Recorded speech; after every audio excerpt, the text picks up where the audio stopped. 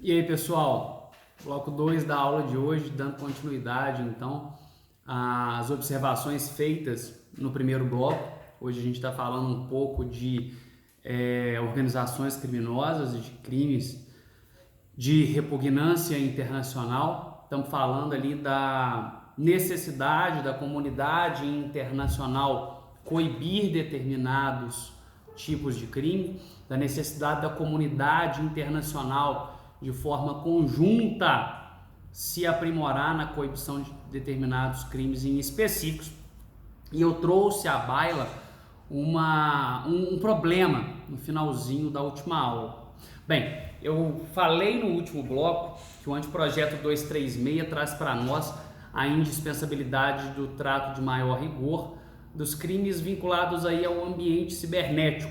Um grande exemplo disso, e eu advogo nesse sentido, vai no encontro de que os crimes contra a honra, por exemplo, calúnia, difamação e injúria, tipificados ao teor dos artigos 138, 139 e 140, respectivamente, calúnia, difamação e injúria, são crimes que, ao rigor do anteprojeto 236, devem ser tratados com maior rigor, porque justamente o ambiente virtual, além de tornar referidos delitos demasiadamente comuns e reiterados, ele fez com que o dano ao bem jurídico tutelado, nós temos ali crimes que tutelam, que protegem a honra subjetiva e a honra objetiva, quer dizer, a honra subjetiva é aquilo que o indivíduo percebe sobre si, é aquela autoestima, né? Enquanto que a honra objetiva é o que o coletivo pensa desse indivíduo.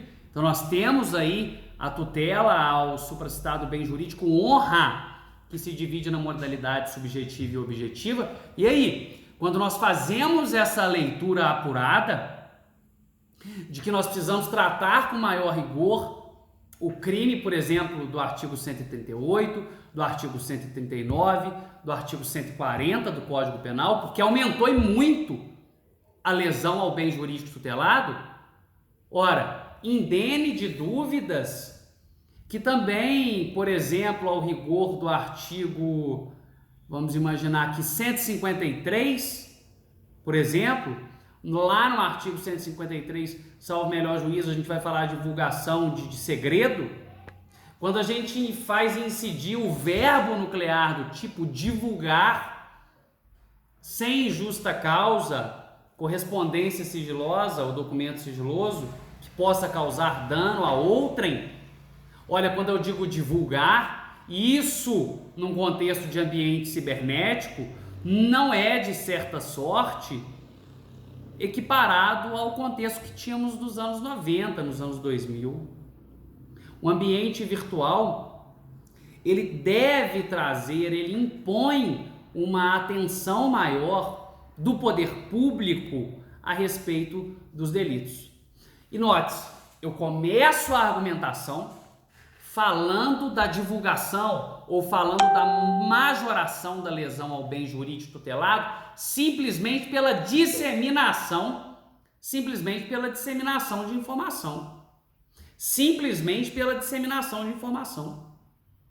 Mas veja, quando eu digo a respeito das organizações criminosas, o ambiente cibernético, o ambiente eletrônico, a rede mundial de computadores, nada mais faz do que facilitar a transnacionalidade do delito. Então veja, quando eu digo em transnacionalidade, eu estou presumindo que o delito é de competência, se a matriz da organização criminosa reside, digamos assim, em terra brasileira, eu já estou dizendo que é competência da Justiça Federal.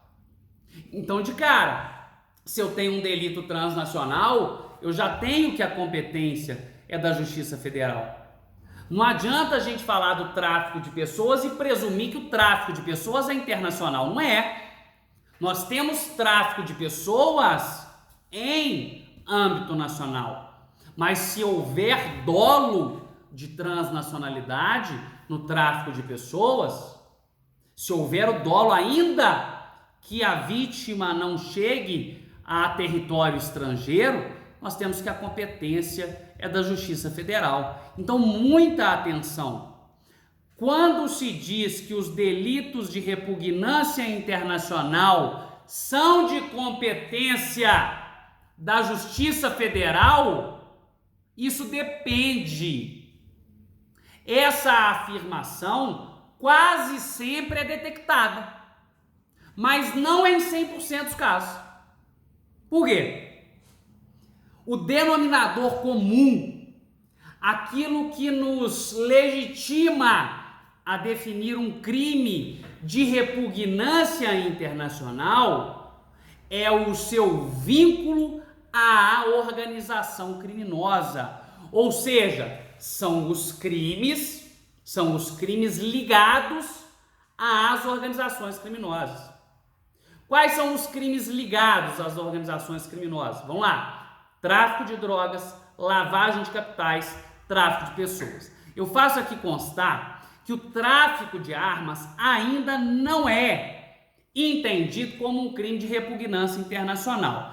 Data vênia ao entendimento, eu já faço constar que muito provavelmente, dentro da sistemática que nós estamos tendo agora, daqui a uns tempos, o tráfico de armas vai sim ser considerado delito de repugnância internacional. Não seria razoável entender que o tráfico de armas não é de repugnância internacional, sendo que é muito próxima a analogia, é muito próximo a percepção do delito de tráfico de armas com o delito de tráfico de drogas.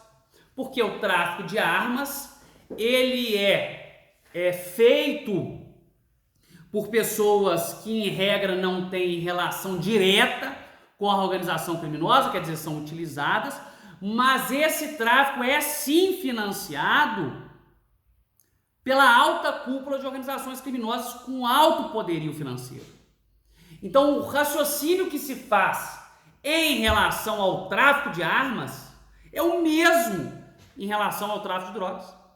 Então, eu me arrisco a dizer, pode ser que me equivoque, né? Não dá pra gente prever o futuro, mas eu me arrisco a dizer que daqui a algum tempo o tráfico de armas ele vai ser considerado, ele deve ser considerado de repugnância internacional. Até porque note-se que a legislação de armas diverge de país para país. Então nós temos países em que é possível, é perfeitamente possível, é facilitado o comércio de armas. Temos países em que não é facilitado, né? No Brasil nós temos aí o Estatuto do Desarmamento, temos lá o artigo 14, tipificando o porte ilegal de armas. Temos o artigo 12, tipificando a posse ilegal de arma de fogo, salvo melhor juízo, se eu não inverti os dois. Mas nós temos o Estatuto do Desarmamento como houve alteração, tá? Sim, houve alteração. Mas olha, o pacote de lei anticrimes, por exemplo, e aí a gente vai encerrar na nossa aula, eu estou caminhando agora para o meio do nosso segundo bloco, porque eu pretendo encerrar com a discussão que nós tivemos no Supremo Tribunal Federal entre os eminentes ministros Marco Aurélio e Fux. Bem, fazendo a leitura do que traz a necessidade de rigor, né, da punição ali dos crimes, né, do combate internacional, do combate conjunto da comunidade internacional aos crimes de repugnância internacional, vamos destacar o seguinte,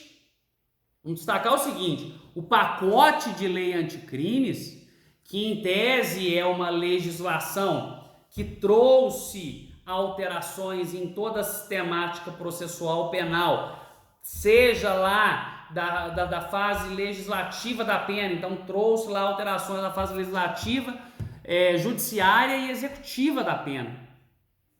O pacote de lei anticrimes, ele estabelece que o juiz de ofício, ele tem que reexaminar a necessidade da prisão preventiva de 90 em 90 dias.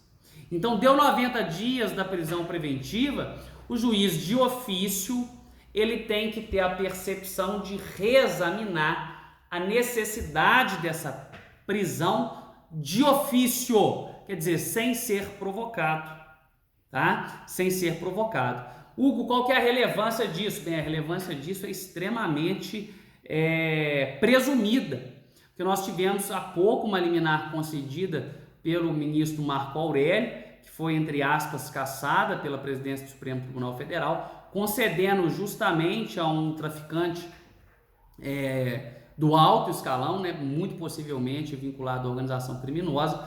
Nós tivemos a ele concedido uma liminar justamente pela inobservância desse prazo de 90 dias. Hugo, está errado, doutores.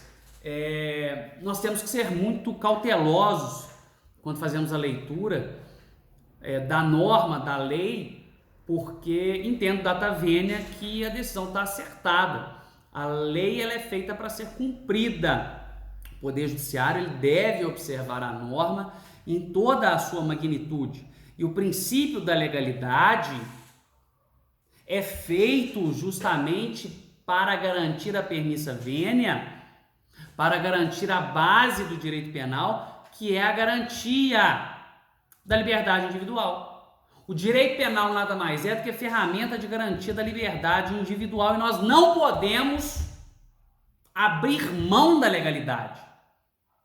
Ao contrário, o que pode ser feito é uma adequação da legislação ao contexto fático, o que é, inclusive, os termos do princípio da adequação social. Hugo, então, o que dizemos, resumindo, o que você traz de problema para nós nessa aula? Bem, nós temos que a Lei 12.850, de forma tardia, define para nós o que seria a organização criminosa. Nós temos delitos tidos por de repugnância internacional, a exemplo do tráfico de pessoas, o professor está falando tráfico de armas, o tráfico de drogas e da lavagem de capitais. Nós temos uma necessidade que a comunidade internacional, de forma conjunta, crie mecanismos para a coibição adequada desses delitos. Nós temos que esses delitos de repugnância internacional, em regra, são blindados por 3 fatores. Quais são eles? Questão financeira, fator financeiro, fator político, quer dizer, fator financeiro, dinheiro, organização criminosa movida por muito dinheiro, facilita a corrupção, inclusive, de agentes públicos. Fator político, a alta cúpula da organização criminosa pode ter influência em autoridades públicas do alto escalão. E ainda, e por fim, o fator tecnológico. As organizações criminosas podem e são dotadas de um conjunto estrutural, de uma assessoria jurídica, de uma assessoria contábil e de uma assessoria tecnológica, que, tendo em vista a facilitação da informação e, eu digo aí, a lavagem propriamente do dinheiro, tendo em vista todo esse contexto, o que acontece? A comunidade internacional fica refém, ou ainda a burocracia que exige o princípio da legalidade acaba dificultando o real combate a esses delitos ditos de repugnância internacional. Ah, professor, então a solução é relativizar. Então a solução é relativizar e inobservar a legalidade quando do contexto de organizações criminosas. Data vênia, eu entendo que não. Direito fundamental, principalmente o princípio da legalidade, nesses casos, quando se fala em relativização, nós temos precedentes perigosos para romper ou para corromper o sistema democrático como um todo. Então, relativização, data vênia não. Do princípio da legalidade, não. Nós temos que adequar a legislação para a coibição efetiva desses crimes.